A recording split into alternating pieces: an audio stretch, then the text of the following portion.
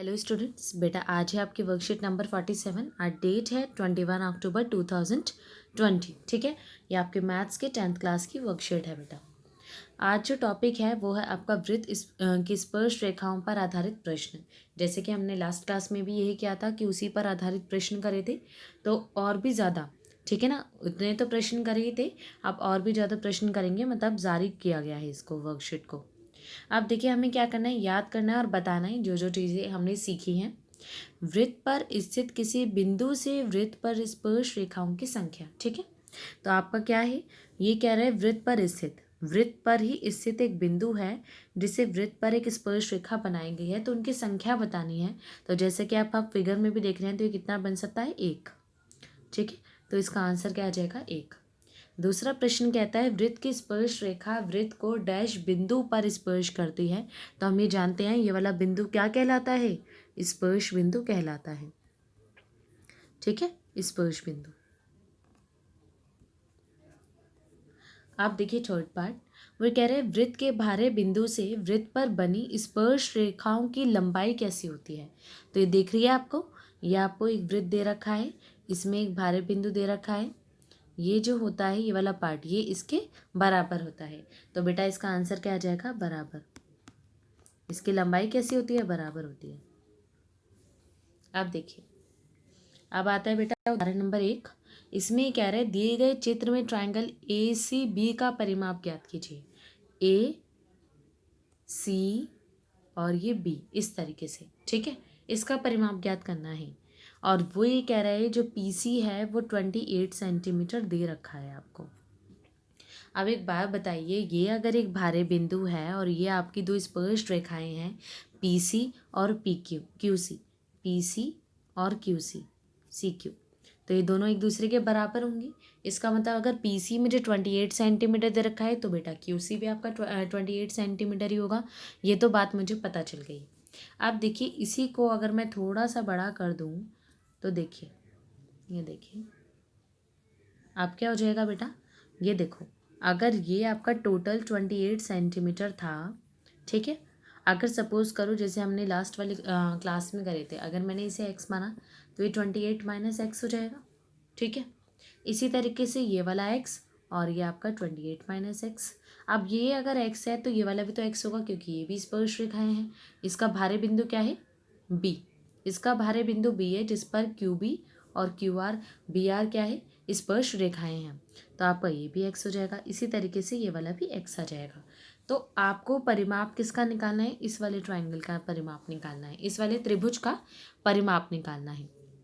तो हमारा क्या हो जाएगा बेटा, x 28 minus x plus 28 minus x plus x plus x. ठीक है, यही तो करते हैं परिमाप में, हम भुजाओं को प्लस ही तो करते हैं। तो देखिए आपका क्या हो जाएगा, ये वाला प्लस इससे कैंसिल हो जाएगा, माइनस वाले से, ये वाला इससे कैंसिल हो जाएगा। तो आपका कितना आ जाएगा बेटा, 56 सेंटीमीटर आपका परिमाप आ जाएगा। ठीक है, इसको आप इस तरीके से भी कर सकते हैं, और अगर आप जो है वर्बली सोचना चाहते हैं तो हम क्या सोचेंगे, ये अगर टोटल दे रखा है 28 सेंटीमीटर, ये भी आपका दे रखा है 28 सेंटीमीटर। अब क्योंकि ये इसको और इसको मिलाकर बना है, तो ये जैसे ये वाला मिला हुआ है इसी तरीके से ये वाला मिला हुआ है ना। तो इसकी जगह इसको ऐसा पार्ट ले सकते हैं, इसको इतना पार्ट ले लिया, इसको इतना पार्ट ले लिया, तो हो गया 56 सेंटीमीटर ही। लेकिन मैं आपको सजेस्ट करूँगी कि आप लोग पहले वाले को ही ट्राई करें, क्योंकि वो जितना डायरेक्ट क्वेश्चन होता है उतना ही हम अच्छे से क्लियर कर पाते हैं। ठीक है, आप देखिए बेटा क्वेश्चन नंबर सेकंड, जो एग्जाम्पल नंबर सेकंड है वो कह रहा है आपका सिद्ध कीजिए कि किसी भारे बिंदु से किसी वृत्त पर जो खींची गई स्पर्श रेखाओं के बीच का जो कोण होता है वो स्पर्श बिंदुओं को मिलाने वाले रेखाखंड द्वारा केंद्र पर जो होता है वो अंतरित कोण का संपूरक होता है। ठीक है, देखो केंद्र पर जो बनी अंतरित कोण है, देखो ये वाला पार्ट और ये वाला पार्ट जो होता है, ये दोनों मिलकर क्या बनते हैं, 180 डिग्री का कोण बनाते हैं। आप देखो ये बेटा कैसे बनाएंगे। ठीक है, अब इस पर फोकस करते हैं। ये देखिए, इस पर आ जाइए आप, ये देखिए। अब इसमें क्या कह रहे हैं बेटा, ये देखिए, आपका हम ये जानते हैं कि ये 90 डिग्री होता है, ये 90 डिग्री होता है। ठीक है। अब क्योंकि हमें ये क्वाड्रिलेटरल दिख रहा है, चतुर्भुज की शेप दिख रही है, 1 2 3 4, 4 भुजाएं हैं इसलिए चतुर्भुज है। चतुर्भुज के कोणों का योग क्या होता है, 360 डिग्री होता है। ठीक है, तो मैंने क्या करा, ये आपका A D E, angle A D E plus angle A C E, ठीक है, ये दोनों मिलाकर तो कितने हो गए, 180 डिग्री हो ही गए हैं। ठीक है, इसी तरीके से आपका क्या आ जाएगा, ये वाला angle, angle C A D plus में एंगल सी ई डी, ये भी कितने के बराबर आ जाएंगे, 180 डिग्री के बराबर आ जाएंगे। क्योंकि जब हम इसको और इसको प्लस करके लिखेंगे और बराबर लिखेंगे 360 डिग्री के, ठीक है ना, हम क्या लेंगे, एक चतुर्भुज लेंगे, चतुर्भुज क्या करेंगे बेटा, आपका ए सी ई डी, चतुर्भुज ए सी ई डी लिया, इसमें सभी एंगल्स लिख डालेंगे और इसको जो है 180 डिग्री के बराबर इसलिए लिख देंगे क्योंकि ये 90 डिग्री है प्लस 90 डिग्री, ठीक है, इसीलिए ये 180 डिग्री आया है। तो ये बचा हुआ पार्ट कितने के डिग्री के बराबर आ जाएगा, 180 डिग्री के बराबर। इसका मतलब इन दोनों के जो कोणों का योग होता है वो कितने का होता है, 180 डिग्री का होता है। अब आ जाइए बेटा क्वेश्चन एग्जाम्पल नंबर 3 पर। इजी है लेकिन थोड़ा सा आपको ध्यान देने की ज़रूरत होगी इस क्वेश्चन को। देखिए बेटा, इस वाले क्वेश्चन में ये दिया हुआ है कि एंगल DOB और ODC का मान आपको ज्ञात करना है। इसका मतलब DOB ये वाला पार्ट और ODC ये वाला पार्ट आपको ज्ञात करना है। अब देखिए वो कैसे करेंगे। सबसे पहला पार्ट जो मुझे दिख रहा है ये बेटा एक आपका भारे बिंदु है। क्वेश्चन को ध्यान से देखिए, जो जो मैं करती जा रही हूँ उस पर फोकस करते जाइए, ठीक है। सबसे पहले मैंने स्टार्टिंग कहाँ से करी है, इस भारे बिंदु से करी है जो कि मुझे 40 डिग्री का दे रखा है। ये अगर 40 डिग्री है बेटा तो ये वाला जो पार्ट आ जाएगा 140 डिग्री आ जाएगा। क्यों, क्योंकि हमने अभी बात करी है तो संपूरक कोण होते हैं, है ना, क्योंकि ये तो आपका 90 डिग्री है, ये वाला भी 90 डिग्री है, इसी तरीके से ये बचा वाला पार्ट भी 90 डिग्री है। इसको पहले छोड़ो, ठीक है। ये क्या आ गया आपका 40 डिग्री है तो आपका ये कितना आ जाएगा, DOB 140 डिग्री। तो मुझे फर्स्ट क्वेश्चन का आंसर तो मिल गया कि मुझे DOB मिल गया 140 डिग्री। अब हमें क्या निकालना है, आपको निकालना है ODC। अब देखिए ODC किस तरीके से निकालेंगे, इस क्वेश्चन पर फोकस करते हैं। देखिए बेटा, अब इस पर आ जाइए। देखिए जैसे कि आपको देखिए बेटा, ये वाला पार्ट 140 डिग्री दे रखा है, ठीक है, और मुझे निकालना क्या है, ये वाला पार्ट निकालना है। तो सबसे पहला काम तो आप मुझे ये बताइए कि देखिए जब ये आपका 90 डिग्री और ये वाले 90 डिग्री का कोण बनाता है, ठीक है। अब जब मेरे को ये 75 डिग्री दे रखा है तो ये अगर मैं 90 में से 75 डिग्री माइनस करूँगी तो मेरे पास कितना आ जाएगा, 15 डिग्री। तो एक तो मेरे पास ये वाला एंगल आ गया, ठीक है, ये वाला एंगल कितने का आ गया, बराबर 15 डिग्री के बराबर आ गया, ठीक है। एक चीज़ मेरे को मिल गई है। दूसरी चीज़, अगर ये 140 डिग्री दे रखी है तो इसका प्रतिवर्ती कोण अगर मैं 360 में से 140 डिग्री को माइनस करूँगी जिससे आ जाएगा आपका 220 डिग्री, तो ये आपका 220 डिग्री आ जाएगा। एक ये पार्ट पता चल गया। अब मैं ये जानती हूँ कि जैसा कि हमने क्लास 9th में भी सीखा था कि जैसे ये जो सेंटर पर, ये जो केंद्र पर जो कोण बनता है तो ये जो परिसीमा पर बेटा जो कोण बनता है उसका आधा होता है, ठीक है। मतलब ये वाला जो एंगल होता है अगर ये x है, ठीक है, ये वाला अगर पार्ट x है तो ये 2x होता है, और अगर ये 140 है तो 140 का अगर मैं हाफ कर दूंगी तो मेरे पास 70 डिग्री आ जाएगा, ठीक है। तो ये वाला पार्ट कितना मिल गया मुझे, 70 डिग्री का मिल गया, ठीक है। तो देखो अब मुझे 3 चीज़ें मिल चुकी हैं और ये क्या है, एक चतुर्भुज है। देखो ये वाली शेप ऐसे ऐसे ऐसे और ऐसे, ये आपका कितना है, चतुर्भुज ही है। तो इसलिए क्या हो जाएगा बेटा आपका, ये देखिए आपका हो जाएगा ये हो जाएगा आपका, ये कितना है, सॉरी ये वाला पार्ट ये 220 डिग्री है, ठीक है। आपका DOB जो कि प्रतिवर्ती कोण है, ठीक है, DOB का जो प्रतिवर्ती कोण है ये याद रखना, प्रतिवर्ती कोण। अब C जो है वो 70 डिग्री है, ठीक है। ये जो है आपका 15 डिग्री आया था क्योंकि 75 को मैंने माइनस कर दिया था, और प्लस में x, इसको सपोज करो x है, ठीक है। प्लस x अगर मैंने कर दिया प्लस x, वो कितने के बराबर आ गया, 360 डिग्री के बराबर आ गया, ठीक है। अब देखिए ये 290 फिर आपका 305, तो 360 में से 305 जब जाएंगे तो कितना आ जाएगा बेटा 55 डिग्री। तो आपका बेटा ये वाला जो एक्स का पार्ट है ये आ जाएगा आपका 55 डिग्री। अब देखिए हम शॉर्टली रिकैप कर लेते हैं।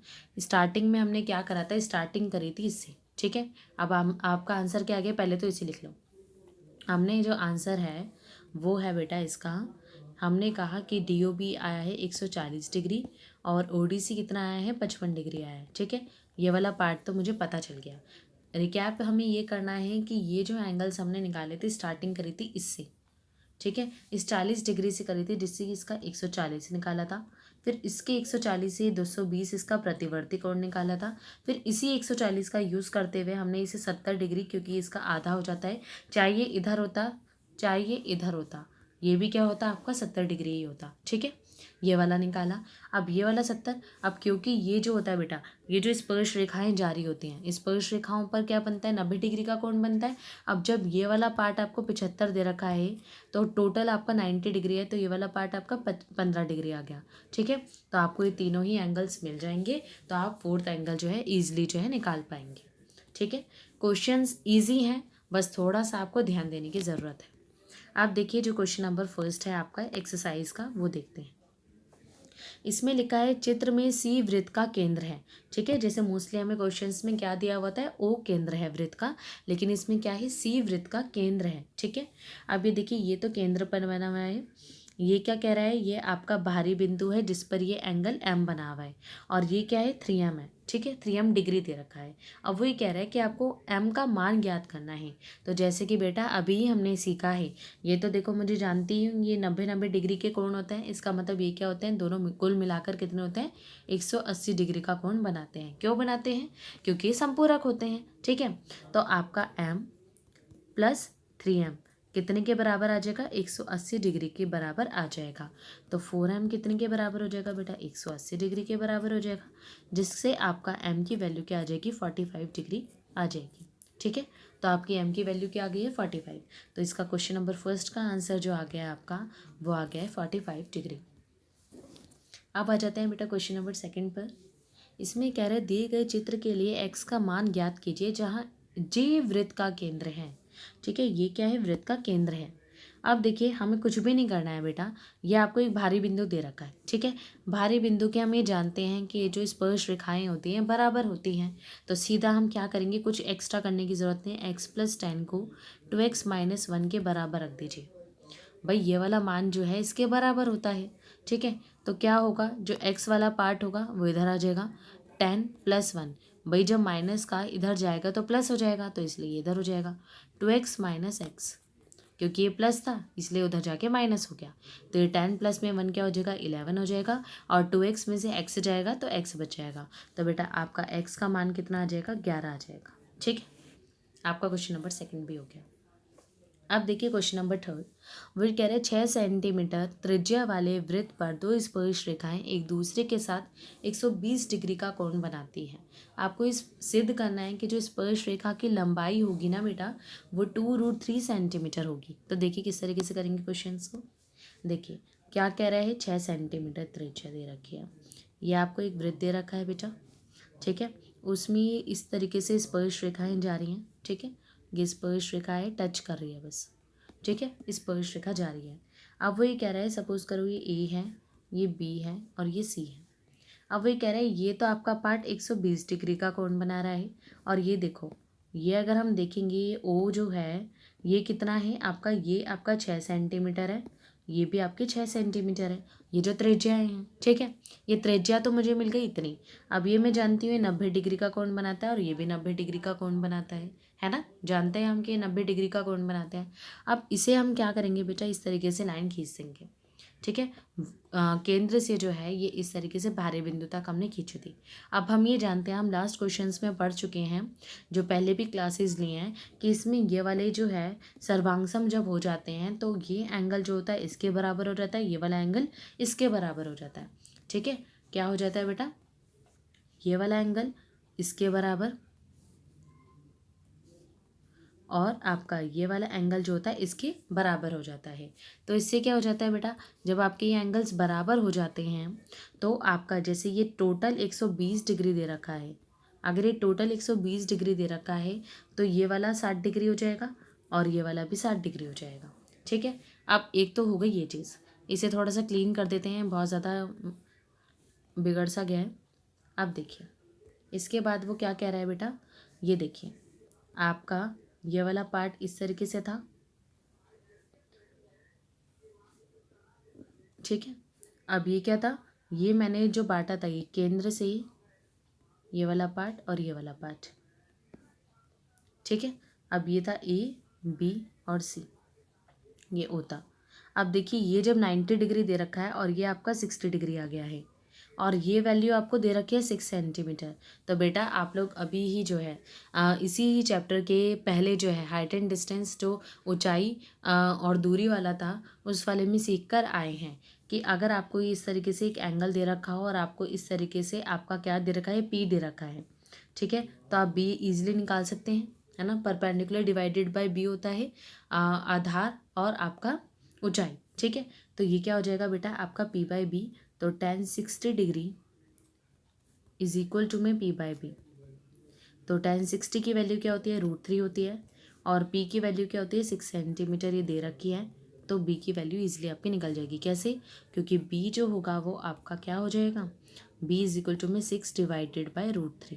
अब देखिए √3 को हम रैशनलाइज परिमेयकरण कर सकते हैं, तो इससे क्या हो जाएगा, ये 3 से क्या हो जाएगा 6√3 डिवाइडेड बाय 3 हो जाएगा। तो 3 वन ज़ा 3, 3 टू ज़ा 6, तो आपका आंसर क्या आ जाएगा बेटा 2√3 आ जाएगा। ठीक है, 2√3 सेंटीमीटर आपका प्रूफ हो गया है क्वेश्चन। अब आता है क्वेश्चन नंबर 4। क्वेश्चन नंबर 4 के लिए हाँ हम इधर की तरफ बना लेंगे थोड़ा फिगर को, क्योंकि थोड़ा यहाँ पे स्पेस है। आप देखिए वो कह रहे हैं एक वृत्त ट्रायंगल डी ई एफ की भुजा ई एफ को बिंदु पी पर और भुजा डी ई और डी एफ को बढ़ाने पर क्रमशः क्यू तथा आर पर स्पर्श करता है बेटा। ठीक है, आप देखिए आपको दे क्या रखा है, ये देखिए आपको बेटा दे रखा है एक ट्रायंगल। पहले हम ये बनाते हैं, फिर इस तरीके से करते हुए जाते हैं और ये ऐसे करके बना देते हैं। ठीक है, ये हो गया आपका डी, ये ई और ये आपका एफ हो गया बेटा। ये पॉइंट क्या कह रहा है, क्यू कह रहा है और ये कह रहा है आर। ठीक है, अब देखिए बेटा इसने ये कहा है कि जो डी क्यू है ना वो हाफ है ट्राइंगल डी ई एफ के परिमाप की। अगर डी ई एफ के परिमाप की बात हो रही है इसका मतलब ये है D E plus D F plus E F, ये निकालना है। अब देखिए बेटा ये मैं जानती हूँ कि ई क्यू जो होगा वो आपका, देखिए पहला तो पार्ट ये है कि डी क्यू जो होगा वो आपका डी आर के बराबर होगा, क्योंकि ये क्या है स्पर्श रेखाएं हैं, है ना। इसी तरीके से आपका बेटा ई क्यू जो है ई पी के बराबर होगा, ई क्यू ई पी के बराबर होगा। इसी तरीके से पी एफ जो होगा एफ आर के बराबर होगा, पी एफ एफ आर के बराबर होगा। ठीक है ना, क्योंकि ये भी स्पर्श रेखा है ये भी स्पर्श रेखा है। ठीक है, इस तरीके से हो जाएगा। अब हमें करना क्या है, ये देखिए आपको चाहिए, अगर मैं देखूं तो डी क्यू को मैं लिख सकती हूँ डी ई प्लस में ई क्यू, है ना, इस तरीके से लिख सकती हूँ। देखिए ये देखिए ये क्या था आपका, ये था इस तरीके से शेप,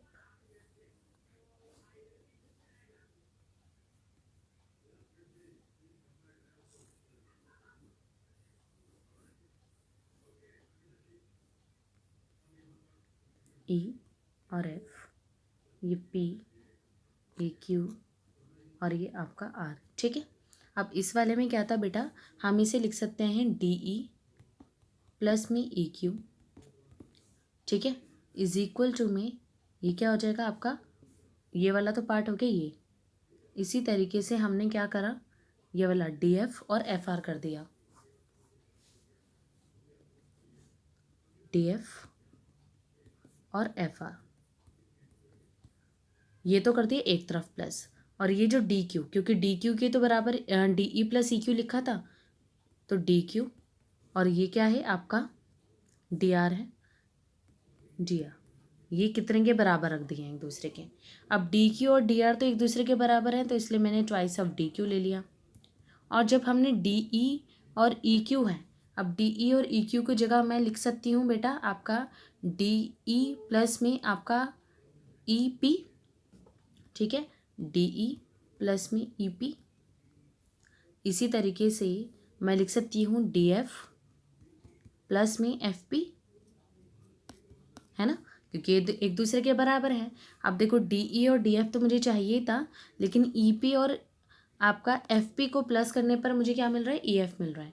तो इसलिए twice of D Q is equal to में क्या आ जाएगा आपका बेटा डी ई प्लस आपका डी एफ प्लस में ई एफ। तो हमने क्या देखा, ये क्या बन गया है, परिमाप ही बन गया है, ट्राइंगल डी ई एफ का परिमाप बन गया है। ठीक है, परिमाप। तो ये जो ट्वाइस है ये जब नीचे जाएगा तो ये बटे में हो जाएगा। इससे आपका क्या होगा, क्वेश्चन सॉल्व हो जाएगा। बेटा आज की वर्कशीट इतनी ही थी। आई होप आप लोगों को समझ आई होगी। Thank you.